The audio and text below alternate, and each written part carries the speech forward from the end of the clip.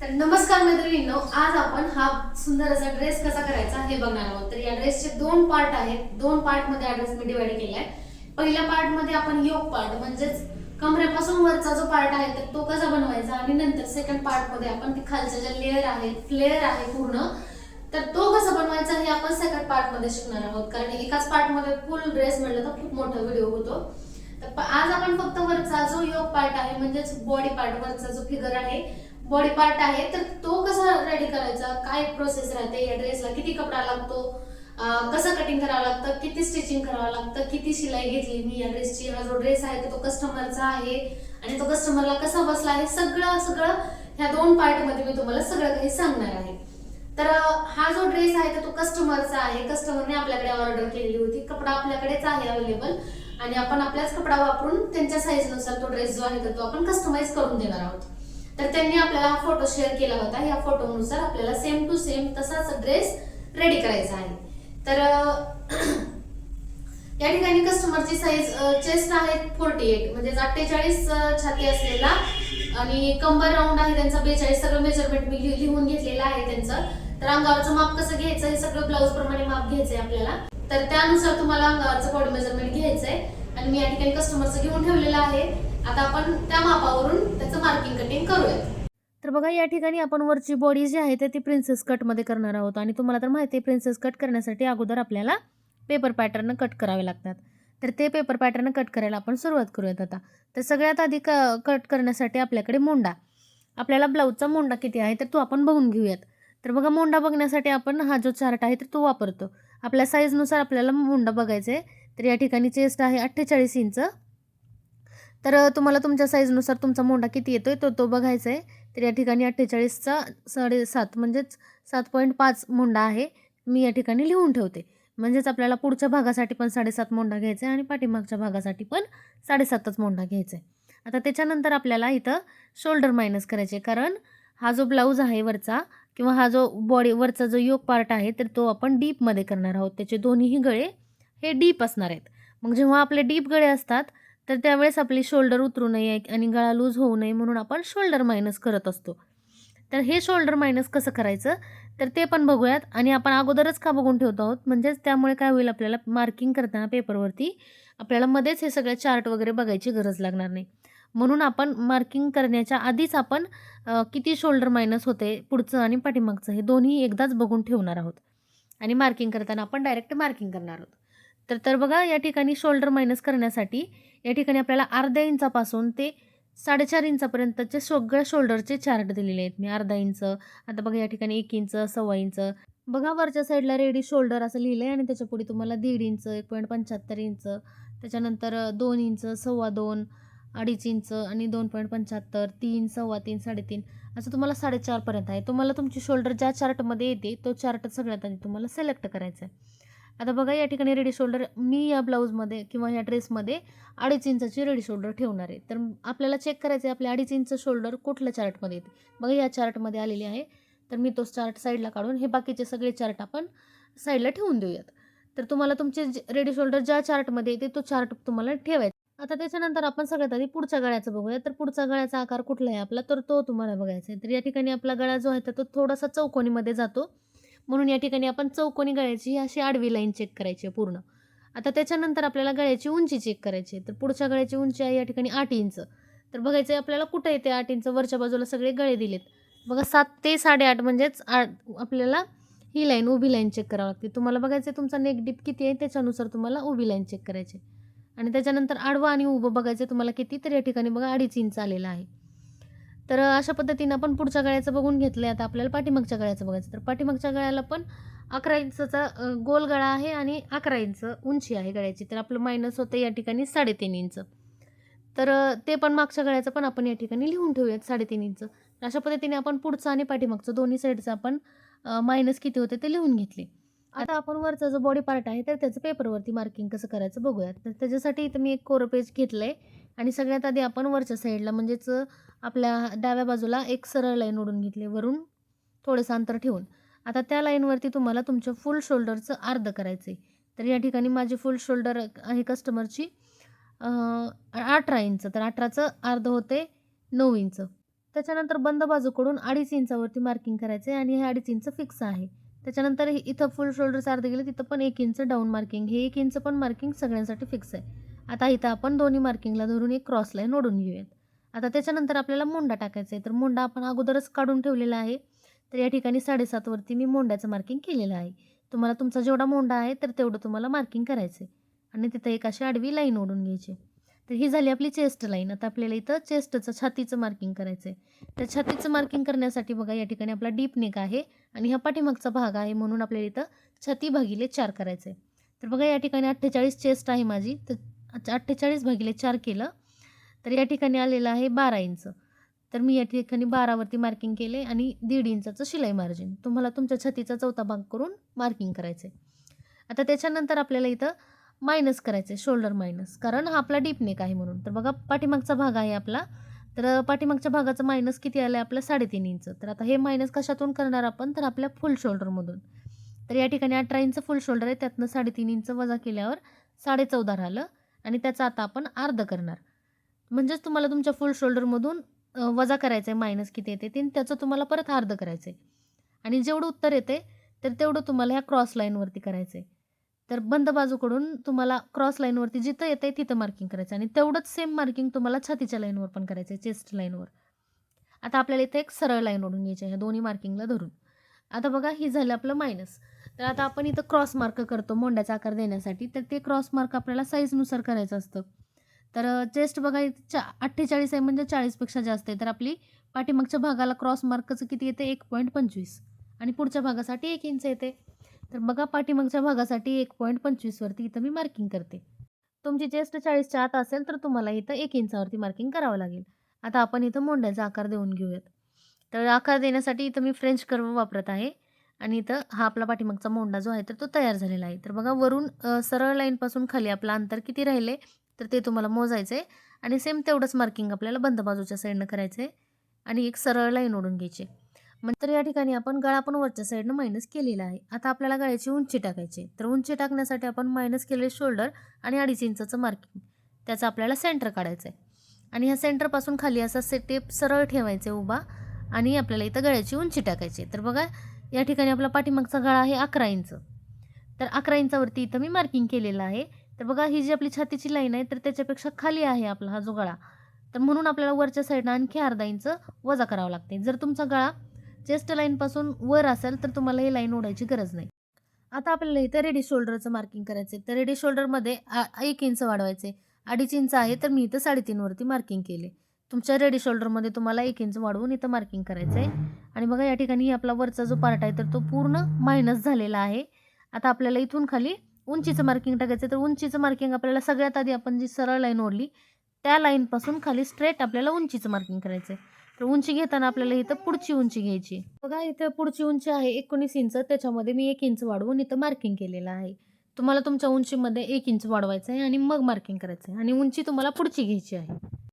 आता त्याच्यानंतर आपल्याला इथं कमरेचं मार्किंग करायचं आहे. तर कंबर आहे या ठिकाणी आपली 42 इंच, तर 42 भागिले 4 म्हणजेच तुम्हाला तुमच्या कमरेचा चौथा भाग करायचा आहे आणि इथं तुम्हाला जेवढं उत्तर येते तेवढं तुम्हाला इथं मार्किंग करायचं आहे आणि त्याच्यानंतर तिथून पुढे 1.5 इंचाचं शिलाई मार्जिन. तर बघा अशा पद्धतीनं इथं आपल्याला कमरेचं मार्किंग झालेलं आहे. आता आपल्याला इथं हे ज्या 2 फिटिंगच्या लाईन आहेत तर त्या जोडून घ्यायच्या आहेत. आता त्याच्यानंतर आपल्याला इथं आपण गळ्याचं मार्किंग केले तर तिथं आपल्याला एक आडवी लाईन ओढून घ्यायची आहे आणि वरती जे आपण रेडी शोल्डरचं मार्किंग केले तिथून पुढे जे आपलं राहिलं तर ती आपली गळारुंदी राहते आपोआप. तर ती चेक करायची आपल्याला किती राहिली आहे आणि तेवढंच सेम मार्किंग मी खालच्या साईडला केले. तर तुम्हाला जास्त पसरून गळा आवडत असेल तर तुम्ही थोडंसं बाहेरच्या साईडला पण मार्किंग करू शकता या ठिकाणी. आता आपल्याला इथं गळ्याचा शेप द्यायचा आहे. पण बघा या ठिकाणी आपल्याला थोडीशी शोल्डर आणखी आपण क्रॉस केली, म्हणजेच वरून खाली मी अर्धा इंचावर मार्किंग केले आणि इथं मी आपल्या गळ्याच्या साईडला एक क्रॉस लाईन ओढून घेतली. म्हणजे इथं मी काय केले, शोल्डर थोडीशी क्रॉस केली आहे आणखी, म्हणजे आपला गळा आणखी छान खालच्या साईडला क्रीज वगैरे येत नाहीत. तर आता आपण इथं गळ्याचा आकार देणार आहोत. तर तुमच्या आवडीने तुम्ही कोणताही गळ्याचा आकार देऊ शकता. तर इथं मी असा मटका गळा काढलेला आहे आणि या ठिकाणी आपला पाठीमागचा भाग तयार आहे, पण आपण याची आत्ताच कटिंग करणार नाही आहोत. आता आपण पुढच्या भागाचं मार्किंग करणार आहोत आणि मग ह्याचं कटिंग करणार आहोत. तर पुढच्या भागाचं मार्किंग करण्यासाठी मी इथं दुसरा पेपर घेतलेला आहे आणि इथं सेम जसं पाठीमागं केलं आपण तसंच आपण वरच्या साईडनं एक सरळ लाईन ओढून घेणार आहोत. आता त्याच्यानंतर आपल्याला इथं फुल शोल्डरचं अर्ध. तर फुल शोल्डरचं अर्ध इथं 9 इंच येते, तर 9 इंचावरती मी इथं मार्किंग केले. आता त्याच्यानंतर आपल्याला इथं 2.5 इंचाचं मार्किंग आणि 1 इंच डाऊन मार्किंग हे पण सगळ्यांसाठी फिक्स आहे. तर ते पण आपण इथं मार्किंग करून घेतलेलं आहे. आता आपण इथं क्रॉस लाईन ओढून घेऊयात. आता त्याच्यानंतर आपण पाठीमागच्या भागाला जसं सेम मोंडा टाकला तर तसंच मोंडा इथं 7.5 इंचाचा मोंडा आपण टाकून घेऊयात आणि एक आडवी लाईन ओढून घेऊयात. तर बघा या ठिकाणी ही झाली आपली छातीची लाईन. आता पाठीमागच्या भागाला आपण छाती भागिले 4 केलं होतं, पण आता पुढच्या भागामध्ये आपल्याला लुझिंग वाढवावं लागतं चेस्ट असल्यामुळे, छाती असल्यामुळे. तर किती लुझिंग वाढवणार आपण? 1.5 इंच. तर 1.5 इंच कंपल्सरी सगळ्यांना फिक्स आहे. सगळ्यांनी छाती अधिक 1.5 इंच भागिले 4. तर हे आपलं डीप नेक ब्लाऊजमध्ये पुढच्या भागाचं मार्किंग करायचं सूत्र आहे. तर बघा 48 अधिक 1.5 इंच भागिले 4 तर किती येतं आहे? तर तेवढं उत्तर मी इथं मार्किंग करत आहे. तर तुम्हाला पण सेम ह्याच पद्धतीनं करायचं आहे आणि जेवढं येतं आहे तेवढं तुम्हाला मार्किंग करायचं आहे. तर बघा या ठिकाणी माझं आलेलं आहे 12.5 इंच. त्याच्यात तिथून पुढे नंतर आपण 1.5 इंचाचं शिलाई मार्जिन ठेवणार आहोत.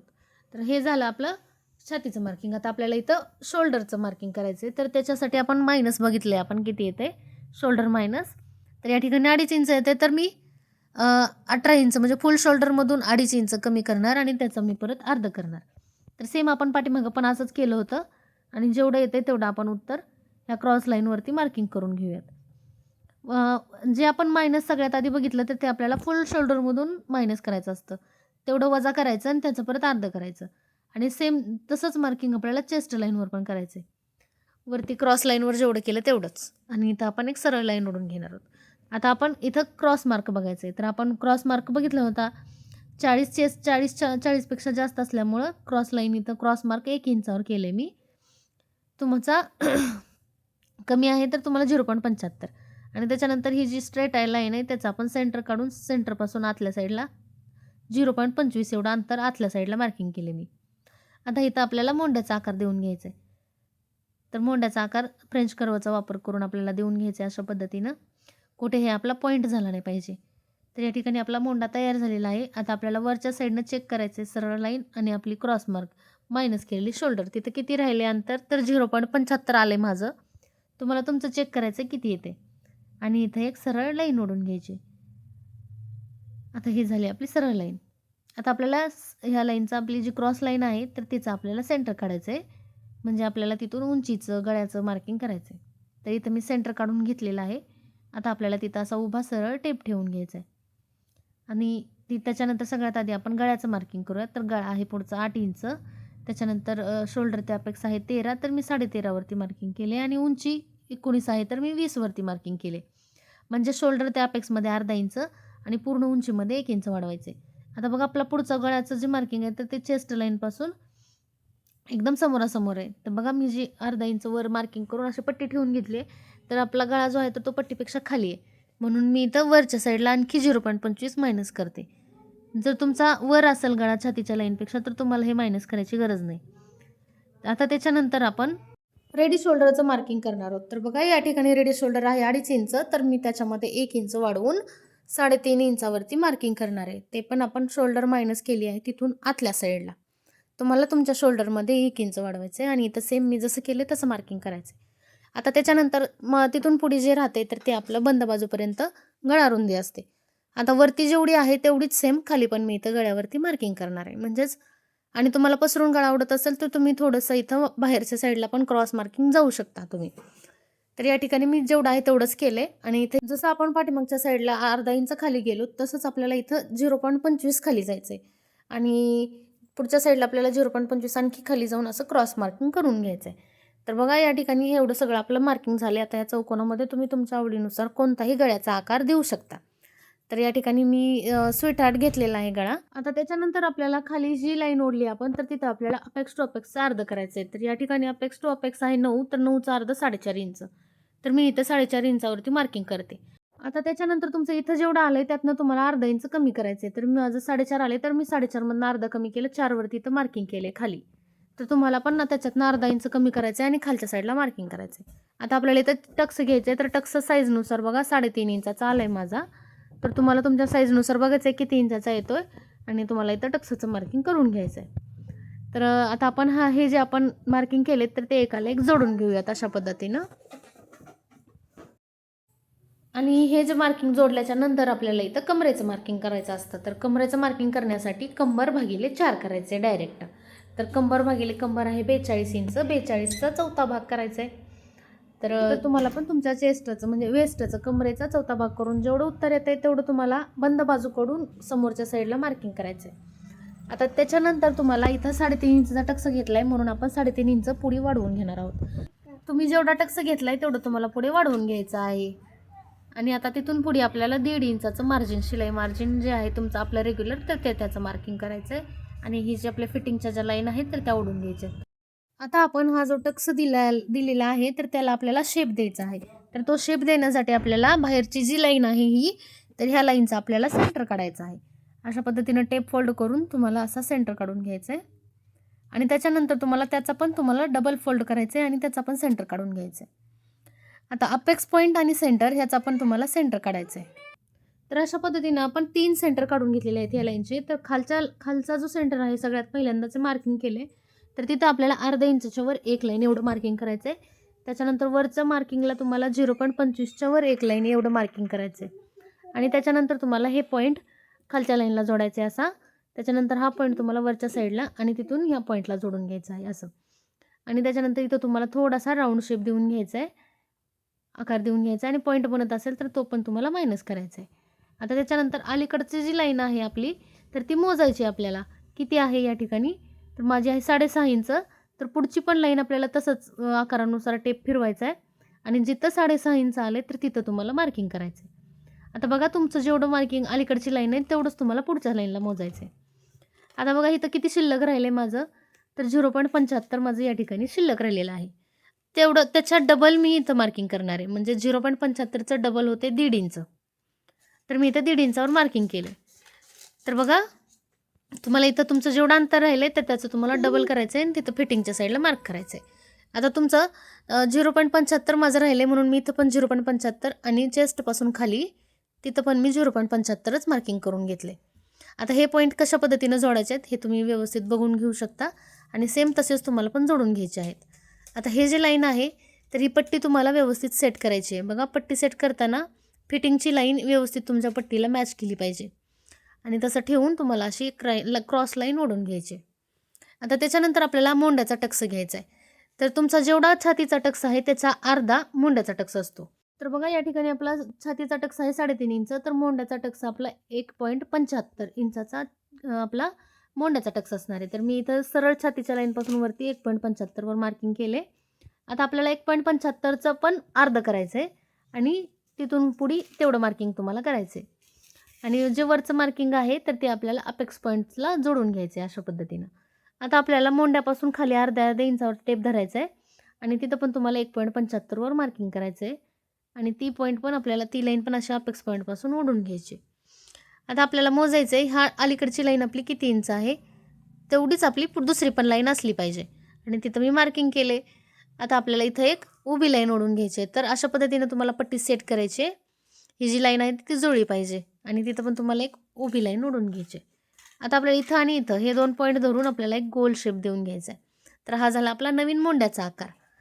तर आता आपल्याला काय करायचं आहे या ठिकाणी आपलं पुढचं जे 1 टक्स ब्लाऊजचं मार्किंग आहे तर ते कंप्लीट आहे. आता आपल्याला ह्याला प्रिन्सेस कटमध्ये कन्वर्ट करायचं आहे. तर त्याच्या आधी आपण ह्याला कटिंग करून घेऊयात. हा जो पार्ट आहे पूर्ण तर तो कटिंग करून घेऊयात. तर व्यवस्थित मी व्हिडिओमध्ये दाखवल्याप्रमाणे तुम्हाला व्यवस्थित कटिंग करून घ्यायचं आहे. तर हा जो ब्लाऊज आहे ही जी साईज आहे ती 48 साईजचा ब्लाऊज आहे. म्हणजेच आपण प्रिन्सेस कट ब्लाऊज व्यवस्थित सविस्तर बऱ्याचदा शिकलेलो आहोत. पाठीमागचे जे व्हिडिओ आहेत आपली ब्लाऊजची जी सिरीज आहे किंवा प्लेलिस्ट आहे तर त्याच्यामध्ये मी व्यवस्थित तुम्हाला सगळ्या प्रकारचे ब्लाऊज डिटेलमध्ये शिकवलेले आहेत. खूप सविस्तर आणि सावकाश पद्धतीने शिकवलेले आहेत. त्यामुळे या व्हिडिओमध्ये जर तुम्हाला थोडंसं फास्ट वाटत असेल तर तुम्ही आपले अगोदरचे व्हिडिओ पण तुम्ही चेक करू शकता, बघू शकता. आणि जरी तुम्हाला काही अडचण आली तरी पण तुम्ही मला कमेंटमध्ये विचारू शकता, मी त्यांचं नक्की उत्तर देईल. आणि ब्लाऊज मास्टर क्लासचं मी एक प्लेलिस्ट बनवलेली आहे तर त्याची लिंक पण मी खाली डिस्क्रिप्शनमध्ये देते. तर ती पण तुम्ही बघायला एकदा विसरू नका, कारण त्यामध्ये मी तुम्हाला व्यवस्थित सविस्तर सगळ्या प्रकारचे ब्लाऊज जे आहेत तर ते शिकवलेले आहेत. आणखी भरपूर काही ब्लाऊजचे प्रकार आपल्याला शिकायचे राहिलेले आहेत तर ते पण आपण हळूहळू शिकणार आहोत. तर आतापर्यंत जेवढं शिकवलेलं आहे तर त्याची पण तुम्ही प्रॅक्टिस करू शकता. तर बघा या ठिकाणी मला नंतर वाटलं की मी थोडासा चेंज केला पाहिजे गळा, म्हणून मी या ठिकाणी थोडासा गळ्यामध्ये चेंज केलेला आहे. आणि अशा पद्धतीनं आपला पुढचा पार्ट रेडी आहे वन टक्समध्ये. पण आता ह्याला आपल्याला प्रिन्सेस कट करायचं आहे. तर प्रिन्सेस कट करण्यासाठी आपल्याला ही जी आर्महोलचा टक्स आपण मायनस केलेली लाईन झाली आहे, तर त्या लाईनचा तुम्हाला सेंटर करायचा आहे. आणि मोंड्यामध्ये पण तुम्हाला इथं अर्धा इंच खाली मार्किंग करायचं आहे. आणि जिथं सेंटर घेतलं आहे तिथं अर्ध्या इंचाला एक लाईन कमी एवढं मार्किंग करायचं आहे. आता हे 3 मार्किंग जे आहेत तर ते आपल्याला व्यवस्थित शेप देऊन घ्यायचे आहे. तर त्याच्यासाठी इथं मी फ्रेंच कर्व वापरत आहे आणि इथं मी शेप देऊन घेत आहे व्यवस्थित. तर बघा हा जो ड्रेस आहे तर या अशा प्रकारचे जे ड्रेस असतात, जे वरच्या साईडला खाली अनारकली घेर असतो आणि वरच्या साईडला फिटिंग बॉडी असते, तर त्याचं मार्किंग जे आहे तर ते संपूर्ण ब्लाऊजप्रमाणेच राहतं. तर तुम्ही बघू शकता आतापर्यंत आपण पूर्ण प्रिन्सेस कट ब्लाऊजप्रमाणेच इथं मार्किंग केलेलं आहे. तर इथं या ठिकाणी हे आपलं कटिंग पण तयार झालेलं आहे. आता आपल्याला इथं दोन्ही साईडला मार्जिन वाढवायचे आहे. तर बघा हे जे 2 पार्ट आहेत तर ह्या साईडला पण आणि ह्या साईडला पण दोन्ही साईडला आपल्याला अर्धा इंच मार्जिन वाढवावं लागतं. ते पण आपल्याला अस्तर किंवा ब्लाऊज कटिंग करत असताना. पण आता आपण पाठीमागचा भाग कटिंग करायचा राहिला आहे. तर तिथं बघा वरच्या साईडला मी फिटिंगच्या साईडला वरून 1 लाईन एवढं अंतर सोडलं आणि मी इथं हा जो प्रिन्सेस कटचा पार्ट आहे तर तो मी असा मॅच करून आखून घेतलेला आहे. वरच्या साईडनं पण आणि खाली पण. आणि हा जो मोंडा आहे तर तो आपल्याला असा जोडायचा आहे त्याला आणि खाली पण मी अशी लाईन ओढून घेतली. आता आपल्याला चेक करायचं आहे किती अंतर किती राहिले, तेवढंच अंतर तुम्हाला ह्या साईडला पण मार्किंग करायचं आहे. आणि इथं एक सरळ लाईन ओढून घ्यायची. तर इथं आपल्या पाठीमागच्या भागाचं पण मार्किंग झालेलं आहे. आपण इथं आता कटिंग करून घेऊयात. तर बघा हा जो ड्रेस आहे तर तो कस्टमरचा आहे आणि कस्टमरची साईज जी आहे तर ती 48 चेस्टची आहे. हेवी आहे म्हणूनच मी तुम्हाला तर हेवी साईजमध्ये पण आपल्याला संपूर्ण मार्किंग जी आहे तर ती एकच प्रोसेस वापरावी लागते. फक्त आपलं मार्किंग चेंज होत राहतात. त्याच्यामुळं मी तुम्हाला ही मोठी साईज पण मी तुम्हाला इथं मार्किंग करून दाखवली आहे, की कारण कोणतीही साईज असेल तर आपल्याला मार्किंग करायची पद्धत चेंज करायची नाही आहे. फक्त आपली आपले जे प्रत्येकाच्या साईजनुसार काय चेंजेस करायचे आहेत ते फक्त केले तर आपला ब्लाऊजची फिटिंग एकदम परफेक्ट बसते. हे मला सांगायचं होतं म्हणून. तर हा जो ब्लाऊज आहे तर तो ब्लाऊज म्हणून पण तुमचे या ठिकाणी पॅटर्न निघलेले आहेत.